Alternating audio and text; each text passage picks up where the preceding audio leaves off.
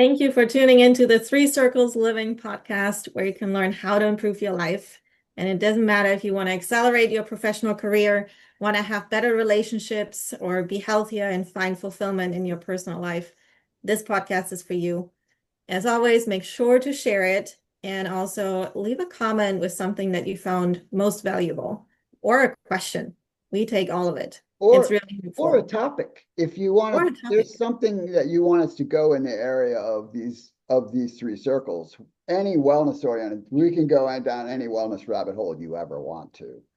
And we can Anyone. certainly go into, we haven't even really done any episodes truly on relationships and personal interactions, which we could do from here till next year every day. And same with business. So you can always ask us and we'll take it under advice. We will. But today we're going to do a part two of what your doctor can tell you with real life examples, right? And just to give you a recap real quick on the last episode, we talked about like what the doctors are actually trained in. Like they're trained to diagnose, to treat, and to also say upfront, we love them. We're very appreciative. We're very glad and thankful that they're here. This is not to bash them. It's just reality and hopefully helping you to be healthier, right? And to understand like all of the aspects of it and what you can do. But they're really not there to optimize your health, to help you with your well-being and your wellness, your everyday wellness. And on top of that, there's Jump also, in for a second, Chris, yeah, just really quick. You might have gotten there, but I need to say it and then it'll be said. We talked in the last episode, and if you didn't see the last episode or hear the last episode, it would probably be helpful for you because Chris talked about we're not anti-doctors in any way, shape, or form. What we discussed is the imbalance in the system between what we are focused to and Mhm. the fact that the medical system plays a role in our health, but we can't look to the medical system for wellness. That's not their job. Wellness is a personal responsibility. The medical system is really there for when our efforts don't work or something happens to us in the process of life. That's really it, from a simplification standpoint. All right. Yes, totally. Sorry, not sorry. No, it's all good.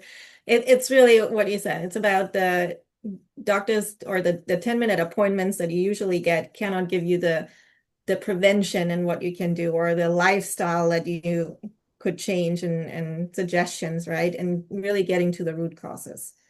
And really, like my most important message to anyone is the symptoms or the things that you have, they're signals. Your body is wanting to tell you something, and you're not crazy. And even if everything is normal and looks normal on paper, it might not be normal or optimal for you. And that's why we're talking about this, how you can really go beyond what you're told and not feel like you're completely losing it. Because I know that I've been there. Todd, you might have been there. Like there are other options. There's something that you can do. We all are losing it anyway.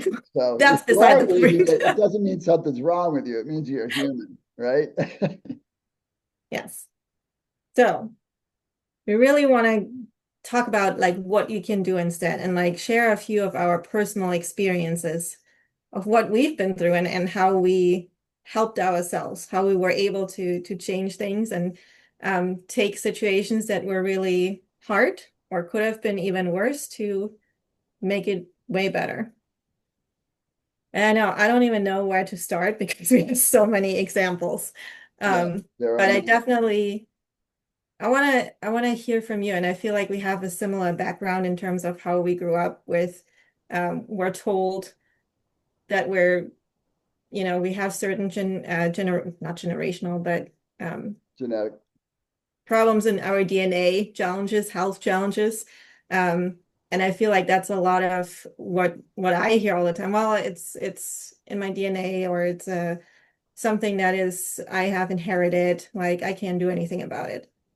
I would point out one thing, Chris, because we are a little bit apart generationally. Yes, a I little mean, you bit. could be my daughter, right? So, and that would, Technically, I yes. wouldn't have had to have you that young for you to be my daughter.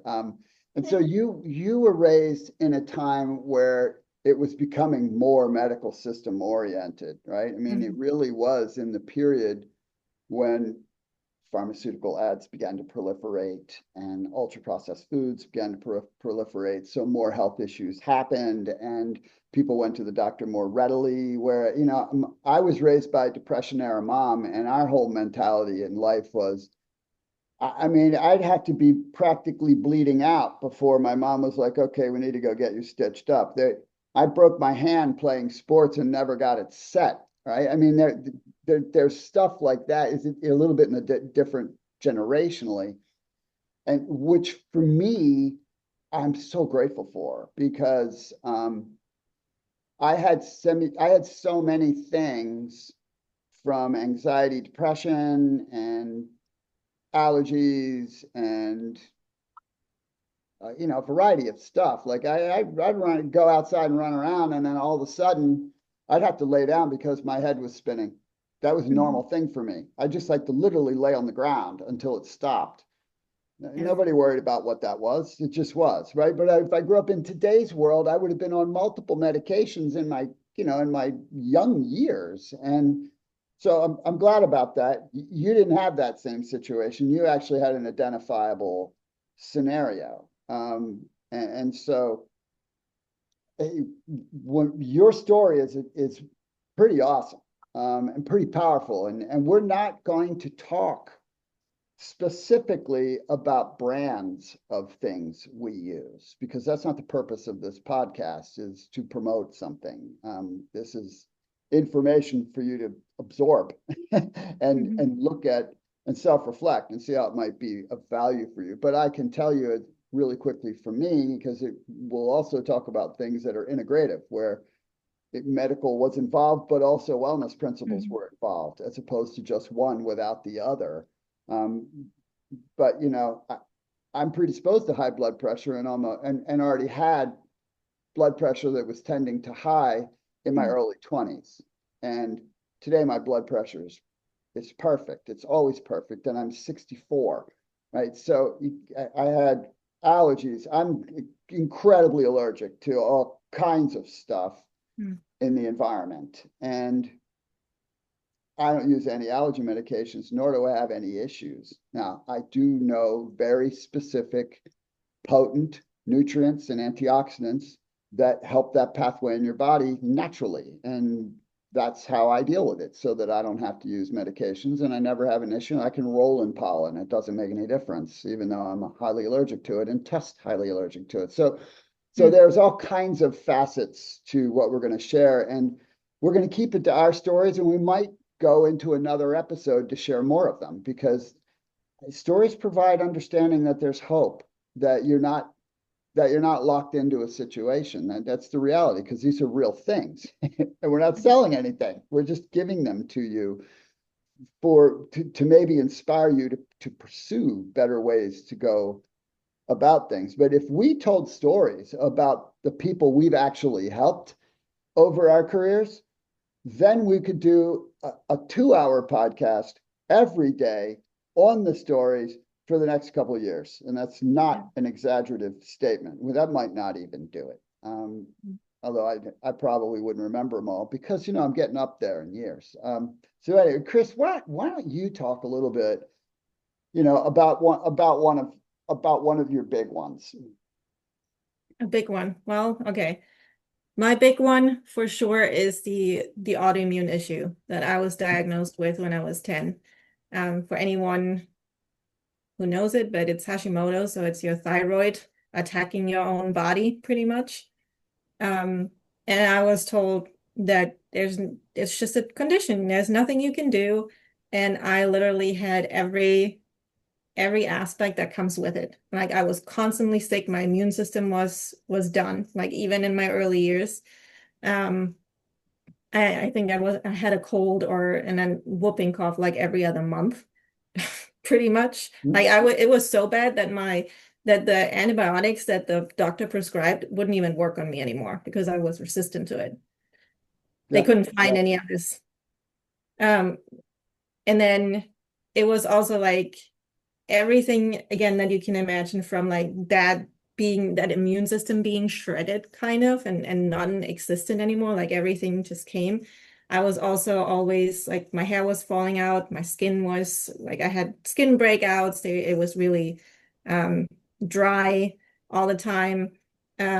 All of the things. And then one big thing that came with that was in my early teenage years, well, and when I was 15, 16, I was told like based on that and how it's progressing, that I probably wouldn't be able to have kids later on in life, that I shouldn't hope for it. And I think that's very depressing at that age. Yeah, it's a And tough thing to hear.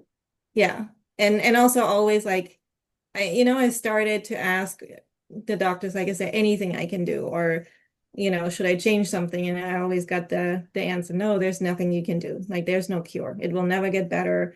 You just have to deal with it. We can manage it. And that was my life for like almost 20 years, Mm. managing it, managing the symptoms, trying to. And once you got a pill for one symptom, another symptom popped up. And then you got something else. And it's like, great. No, I don't want that, right? And then also you're also getting told not only because you have this, it's you can manage and it probably gets worse over time, but then you're also getting older and age doesn't help with things as your body is already it's taking it's not working 100% anymore. All of the things. Like I don't know, I think I heard that months back, but your kidneys start to decline in your mid-20s. Like, what?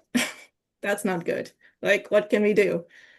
So, So, was there any time, and I'm not asking a leading question because I've never asked you this. So, um, was there any time during this 20-year process where anyone in the system said to you, what if we fully cleansed your body and made sure you're eating only high quality foods and then also added enough nourishment to make sure that your body had all its resources just to see what would happen then? Was there any ever a suggestion of that?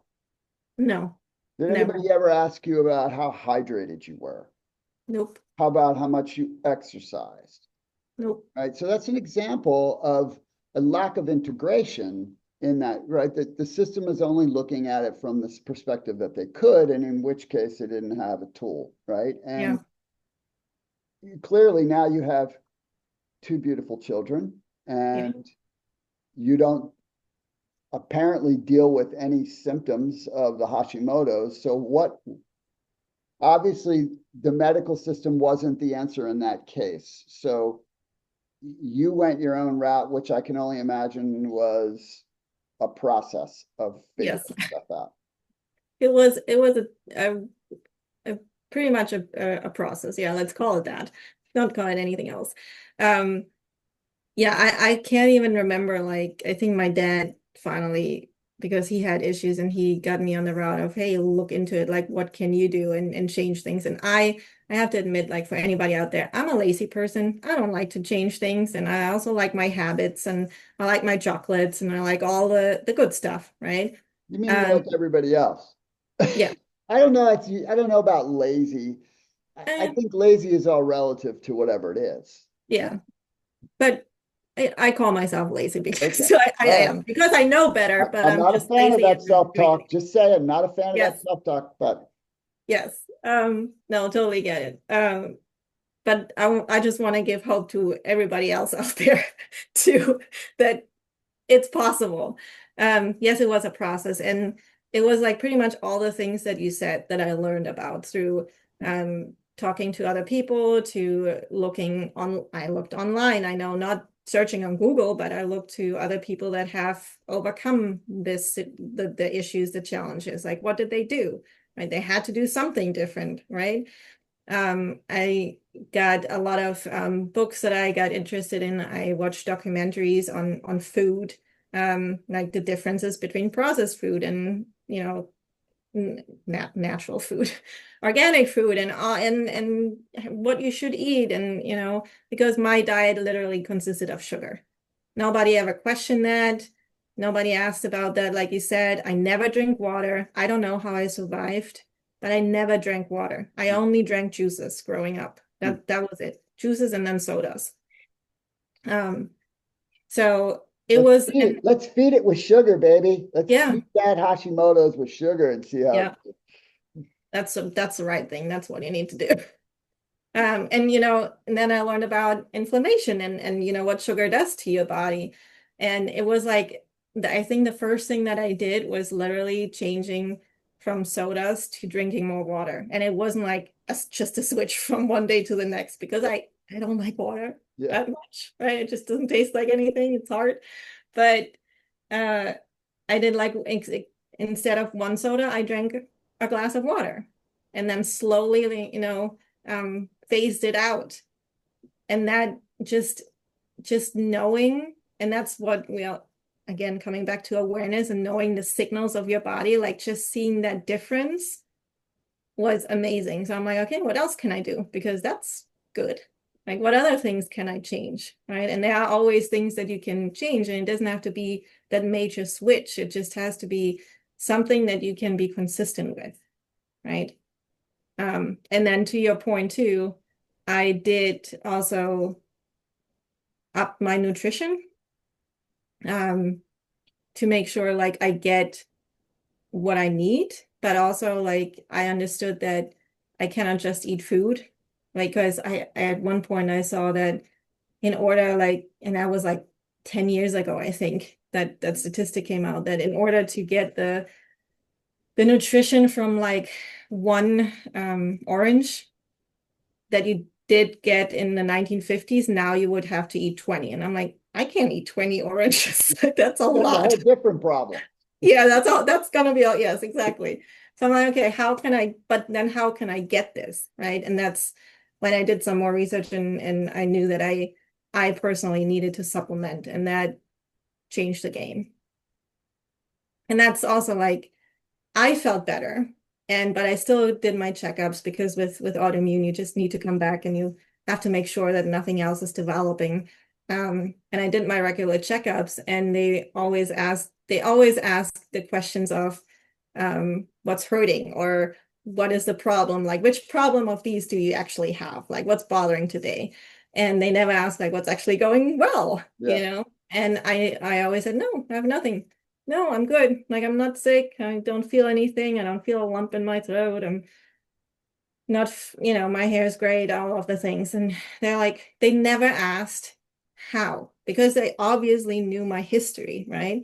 And they never asked. And to a point where I was like, don't you want to know what I did?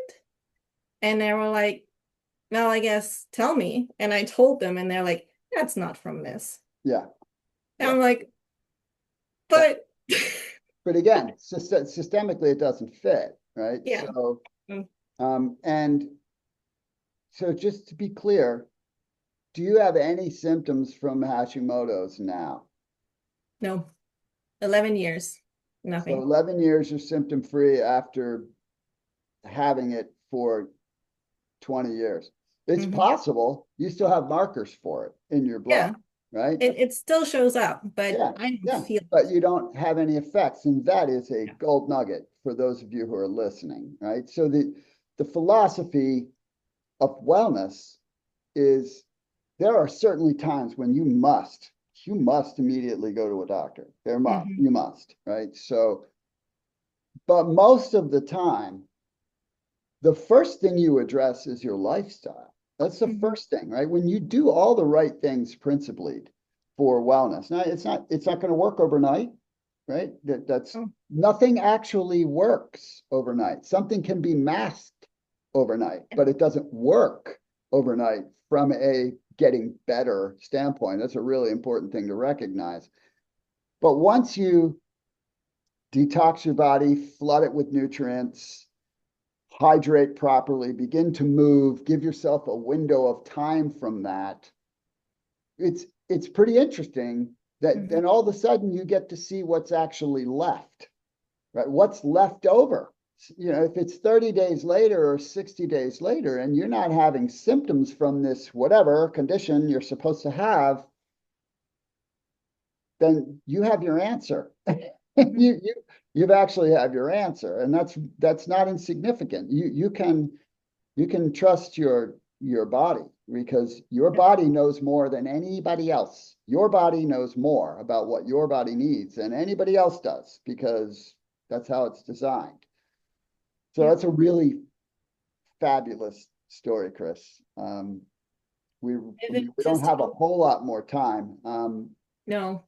but I'll throw out one little story Yes, from years please. ago. There are multiple stories that I'd like to share with the audience that I think would be relevant. One has to do with the the nail experience, Mm-hmm. um, because that's pretty soon. I I I I'm no longer hesitant to talk about COVID. I'll talk about COVID, and my knee replacement Yes. and my non-knee replacement, which those stories I think will provide a lot of insight for you. But one I'll talk about really quickly now, has to do with still in my youth, but it was part of, like you, my progression into wellness as opposed Mm-hmm. to, you know, and I freely share in the book and in real life on stages. I lived way off the rails for a while. Like I did a lot of bad stuff to my body, and lived a horrible lifestyle. In addition to having genetics that aren't necessarily designed for longevity. I don't know because I don't bother with that stuff. Mm-hmm. I just work with what I got. But I had scarlet fever when I was 18 years old, and I was one of two cases in the county that year, and it obliterated my upper respiratory immune system. And from that year forward, for the next 10 years, I got strep throat Mm-hmm. 6 times a year, had to go on antibiotics 6 times a year. Now we don't need to go down the rabbit hole of how that obliterated my microbiome and shredded my gut and made me, I mean, I can't imagine. Maybe that might have been at the root of the autoimmune issues I dealt with in my 20s. I never even Mm-hmm. considered that. But the point is that when I began exercising and eating a little better, when I, you know, had that little moment of three circles turn and I began trying to do better, I did the fundamentals of wellness, but I didn't do them with great vigor. And because I didn't have the understanding that I have now, I started with my first focus was how to avoid heart disease and cancer. And that's what led me to antioxidants, along with eating better food and moving my body, right? And hydrating. That was Mm-hmm. that's the wheel of health. You can't ignore it. We won't talk about rest because I wasn't very good at that. But what I noticed is that I began to have less of the recurring Mm-hmm. strep throats, but they still happened. It was only a couple times a year. I still had lots of sinus infections. I still had a lot of stuff. And then in 96, when I discovered the true difference between the complementary type nutrients you can get outside of food that your body has to get because nobody's eating 20 oranges a day. And now you can multiply that for every nutrient and every amount of food, and you'd have to eat all day, all night, all day, all night. Yep. And in today's world, the toxins you'd get from it would kill you before the nutrients saved you. And once I then upped the supplement game, I haven't had I've never had strep throat again. Never. Not since 1996. Mm-hmm. So that's, I don't know, as we make this, that's almost 30 years, right? Yeah. And so I actually had to correct an imbalance from all those antibiotics Mm-hmm. through healing my gut. I wasn't purposely trying to heal my gut. I didn't know about that at the time. I was just doing the right stuff and it was naturally happening. And then I didn't have the allergy issues that at the same time disappeared. And I began to get healthier. And then, of course, I just kept pouring myself into it and learning more and more. And my health just continued to ramp up to where it is now at 64, no meds. I can run circles around people. I haven't been sick a day in 8 years, which doesn't, which counts COVID, which I tested for, but I will tell you a story about COVID on the next episode, what my approach to COVID was and why and how it worked. Mhm. And then I'll share a couple other stories, but I think that's as far as we can go today, Chris, don't you? Yeah, we could go on, and we This is definitely just to have give more you stories. encouragement. Yes. That's what it's for. It's really just to like we talk about is understand your lifestyle, right? That's important. Understand your body and your lifestyle, and then listen. And again, a little exercise that you can do. I know we have always a little homework Of at course the you end. Well, got I to. do. You got to give That's them the, some. that's a German thing in me. I just have to do that. Um, track your energy, track your sleep, track your mood too. Like see like what you're eating, what you're doing, how it affects you, right? And that is something that is going to be so important, that is going to help you when you have a health challenge, when things come up, and to prevent them actually in the first place, because that's what we're advocating for, to help Manage you do risk. that. I look at it as managing risk, right? There you go. That's the way I look at it. Because, you can do all the right stuff and not prevent something from happening. That's the nature of life. Yes. But you can manage risk and greatly reduce your odds. That's the way I you like go that. about it. Awesome. And next week we'll be back with more examples, and we hope to see you then. Hey, thanks for being here. Thank you, Chris. Bye. Thank you.